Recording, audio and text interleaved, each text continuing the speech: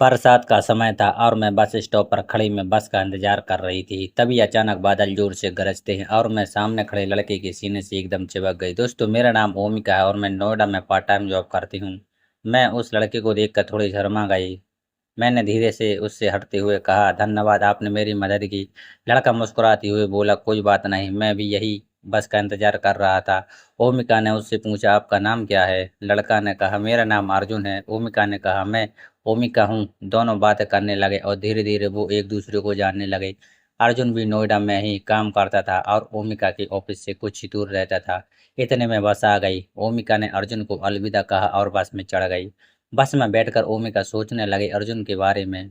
वो उसे अच्छा लगा था। अगले दिन ओमिका फिर से बस स्टॉप पर खड़ी थी। अर्जुन भी वहां आ गया। दोनों ने एक दूसरे को देखकर मुस्कुराया। धीरे धीरे उनकी मुलाकातें रोज होने लगी और दोस्ती प्यार में बदल गई। कुछ महीनों बाद अर्जुन ने ओमिका को प्रपोज किया और ओमिका ने हाँ कह दिया। 2 साल बाद ओमिका और अर्जुन ने शादी कर ली। आज भी वो खुशी से साथ रह रहे हैं। बारिश का वो दिन ओमिका और अर्जुन के लिए एक यादगार दिन बन गया। उस दिन उन्हें एक दूसरे का प्यार मिला था। लेकिन कहानी यही खत्म नहीं होती। कुछ सालों बाद ओमिका और अर्जुन के 2 बच्चे हुए। ओमिका ने अपनी नौकरी छोड़ दी और बच्चों की देखभाल करने लगे। अर्जुन ने अपनी मेहनत और लगन से तरक्की की और एक बड़ी कंपनी में मैनेजर बन गया। एक दिन ओमिका और अर्जुन अपने बच्चों के साथ पार्क में घूम रहे थे। तभी ओमिका को एक महिला रोती हुई दिखाई दी। ओमिका ने उस महिला से पूछा कि वो क्यों रो रही है। महिला ने बताया कि उसका पति बीमार है और उसका इलाज कराने के पैसे नहीं हैं। ओमिका को उस महिला पर बहुत दया आई। अर्जुन से कहा कि वो उस महिला की मदद करे। अर्जुन ने उस महिला को पैसे दिए और उसके पति का इलाज करवाया। महिला ओमिका और अर्जुन का बहुत बहुत धन्यवाद देने लगी।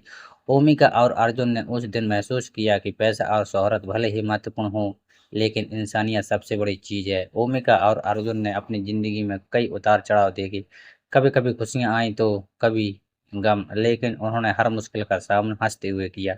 एक दिन अर्जुन को ऑफिस से काम के सिलसिले में दूसरे शहर जाना पड़ा।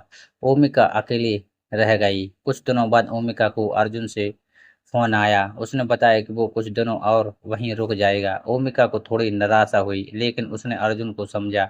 उसी रात ओमिका को अर्जुन का फोन फिर से आया। इस बार उसकी आवाज में डर था। उसने बताया कि वो एक सड़क हादसे में घायल हो गया है और उसे अस्पताल में भर्ती कराया गया है। ओमिका के पैरों तले जमीन खिसक गई। वो तुरंत अर्जुन के शहर के लिए रवाना हो गई। अस्पताल पहुंचकर ओमिका ने अर्जुन को देखा। वो बेहोश था और उसके शरीर पर कई चोटें थी। डॉक्टरों ने बताया कि अर्जुन की हालत गंभीर है। ओमिका अर्जुन के बिस्तर के पास बैठकर रोने लगी। उसे डर लग रहा था कि अर्जुन उससे दूर चले जाएगा। एक दिन बीत गए। अर्जुन धीरे धीरे ठीक होने लगा। ओमिका हर पल अर्जुन के साथ रहती थी। एक दिन अर्जुन होश में आया। उसने ओमिका को देखा और मुस्कुराया। ओमिका खुशी से झूम उठी। कुछ दिनों बाद अर्जुन को अस्पताल से छुट्टी मिल गई। वो घर वापस आ गए। इस घटना ने ओमिका और अर्जुन को और भी करीब ला दिया। उन्होंने महसूस किया कि एक दूसरे के बिना उनकी जिंदगी अधूरी है। कुछ सालों बाद ओमिका और अर्जुन रिटायर हो गए। उन्होंने शहर की भागदौड़ छोड़कर एक पहाड़ी इलाके में अपना घर बना लिया। वो वहां शांति से रहने लगे। कुछ साल शांत और सुकून से बीत गए। ओमिका और अर्जुन पहाड़ों की खूबसूरती का भरपूर आनंद ले रहे थे। एक दिन उनके घर एक अनजान लड़की आई। उसने खुद को सोनिया बताया और कहा कि वह अर्जुन की पुरानी दोस्त है। सोनिया कुछ दिनों के लिए उनके घर रुकी। ओमिका को उस पर थोड़ा शक हुआ, लेकिन उसने ज्यादा कुछ नहीं सोचा। कुछ दिनों बाद अर्जुन को फिर से काम के सिलसिले में बाहर जाना पड़ा। सोनिया ने ओमिका को अकेलेपन में सहारा देने की बात कही, लेकिन कुछ ही दिनों में ओमिका को सोनिया के व्यवहार में कुछ गड़बड़ लगने लगी। सोनिया अक्सर अर्जुन से फोन पर बात करती थी और बातचीत के दौरान छिपाने की कोशिश करती थी।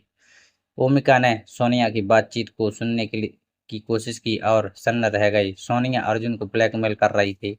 यह जानकर ओमिका को गहरा धक्का लगा। उसने अर्जुन को वापस बुलाने की कोशिश की, लेकिन संपर्क नहीं हो पाया। ओमिका ने हिम्मत नहीं हारी। उसने पुलिस को सूचना दी और सोनिया को सब कुछ बता दिया। पुलिस ने सोनिया को गिरफ्तार कर लिया और अर्जुन को भी जल्द ही ढूंढ लिया गया। अर्जुन वापस घर आया और ओमिका से माफी मांगी। उसने सोनिया से जुड़ी सारी कहानी बताई। दोस्तों, कहानी कैसी लगी कमेंट बॉक्स में ज़रूर बताएं। धन्यवाद।